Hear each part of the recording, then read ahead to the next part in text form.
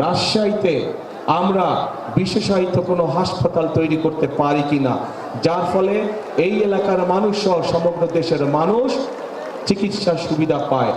আমরা এই এলাকায় বহু মানুষ এখান থেকে আপনাদের সামনে দিয়ে অন্য দেশে চলে যায় চিকিৎসার জন্য, যায় না? এখান থেকে বছরে বহু মানুষ এইখান থেকে পার হয়ে চিকিৎসার জন্য যায়।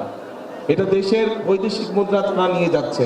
আমরা এই অবস্থার পরিবর্তন করতে চাই এবং এই অবস্থার পরিবর্তন করার জন্য আমাদের পরিকল্পনার মধ্যে আছে যে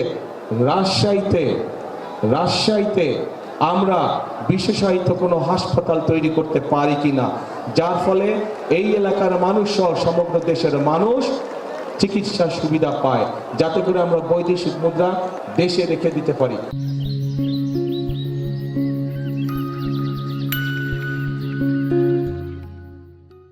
যাতে করে দেশের মানুষ দেশে থেকেই ভালো চিকিৎসা গ্রহণ করতে পারে। এই রাজশাহী সহ পুরো উত্তরাঞ্চল মূলত কৃষি নির্ভর। প্রধান পেশা হচ্ছে কৃষির পেশা।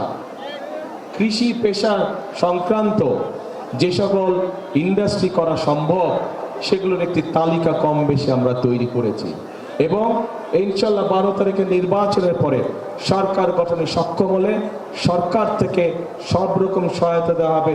যে সকল উদ্যোক্তা কৃষি সংক্রান্ত মিল ফ্যাক্টরি এই রাজশাহী সহ পুরো উত্তরাঞ্চলে প্রতিষ্ঠিত করবে, তাদেরকে বিশেষ সহায়তা দেওয়া হবে যাতে করে তারা মিল ফ্যাক্টরি করতে পারে। কারণ তারা যদি মিল ফ্যাক্টরি করে তাহলে এই এলাকার সন্তানরা, সেটি রাজশাহী জেলা হোক, সেটি সমগ্র উত্তরাঞ্চলের মানুষ হোক, তাহলে তাদের কর্মসংস্থানের সুবিধা হবে।